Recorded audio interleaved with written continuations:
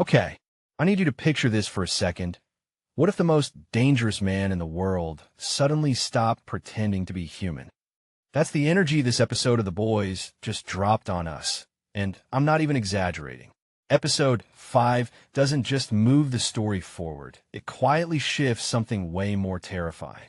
It feels like the moment before a storm when everything goes still and you realize it's about to get a whole lot worse. So the episode opens in this almost disorienting way, jumping perspectives, making you feel like you're not fully grounded in anyone's reality. And honestly, that's kind of the point, because nobody in this world feels safe anymore, not even the people standing closest to Homelander. And the craziest part? You can actually see it in his face now. That little flicker of doubt, mixed with anger, mixed with something way darker. He's not just losing control. He's starting to accept that he doesn't need control anymore. Then we get Firecracker, and wow, I didn't expect her story to hit this hard. Like, she's been chaotic, messy, sometimes even annoying, but here, she feels painfully human. There's this quiet fear in everything she does. You can tell she's trapped between what she believes and what she's too scared to say out loud. There's this one moment. She's on screen, saying all the right things, backing Homelander like she's supposed to. But her eyes? Completely different story. It's like watching someone slowly erase themselves just to survive. And you keep thinking, how long can that last? Not long. Not in this world. Because when she finally stands in front of Homelander, trying to prove her loyalty, trying to convince him, maybe even herself, that she believes in him, it doesn't feel convincing. Not to him. Not to us. And that's the terrifying thing about Homelander now.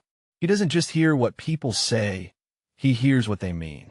And if there's even a crack, just a tiny bit of fear instead of worship, it's over. That scene? It's brutal. Not just because of what happens, but because of what it represents. Firecracker gave up everything. Her beliefs, her identity, her past. And it still wasn't enough. And when it ends, there's this silence that just lingers. Like the show is telling you, this is the cost of standing near a god who isn't really a god. And speaking of gods, let's talk about Soldier Boy for a second, because his presence in this episode is weirdly fascinating. You keep waiting for him to snap, to betray Homelander, to do something decisive. But he doesn't. And that's what makes it so tense. There's this moment where everything lines up perfectly. Homelander is vulnerable. The opportunity is right there. And Soldier Boy just doesn't take it. And you're sitting there like, why? Is it pride? Is it strategy? Or is it something deeper, like he actually wants to see how far this all goes? Because let's be real, he doesn't buy into the Homelander as a god thing. Not for a second. But he does understand power. And maybe, just maybe, he's curious to see what happens when that power goes unchecked. Meanwhile, on the other side of all this chaos, we've got Billy Butcher. And this is where the episode surprised me the most.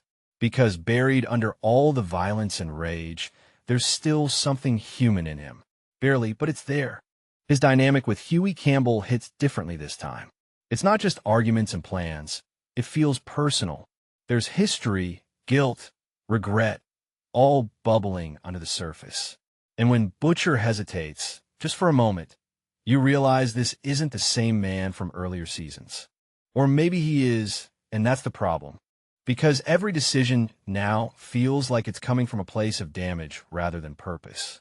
And you start to wonder, when the time comes, is he going to save the world? Or burn it down just to prove a point? And hovering over all of this is Sister Sage, quietly watching everything fall apart. She's probably the only one who truly understands what's happening. And the fear on her side isn't loud, it's calculated. She knows if Homelander gets what he wants, it's game over. Not just for the boys, for everyone. And that's really what this episode builds toward. Not a big explosion, not a massive twist, but a realization. The pieces are all in place now. The virus, the alliances, the cracks in every character. It's all leading somewhere ugly. And the scariest part? It feels inevitable. By the time the episode ends, you're not thinking about who's going to win anymore. You're thinking, how bad is this going to get before it's over? Because Homelander, he's done pretending. Soldier Boy is unpredictable. Butcher is slipping, and nobody, not a single person, has a clean way out of this. And honestly, that's what makes this episode so effective. It doesn't scream at you. It just sits there, quietly tightening the tension until you can't ignore it anymore. So yeah, maybe not the most action-packed episode.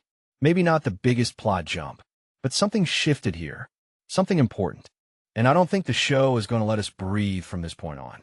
All right, I need to hear your thoughts on this. Did this episode feel like the calm before absolute chaos to you too? Or do you think something even bigger is hiding around the corner? Drop your theories in the comments. Let's talk about it. And if you're riding this wild final season with me, make sure you like the video and subscribe. Because if this episode proved anything, it's that we're not ready for what's coming next.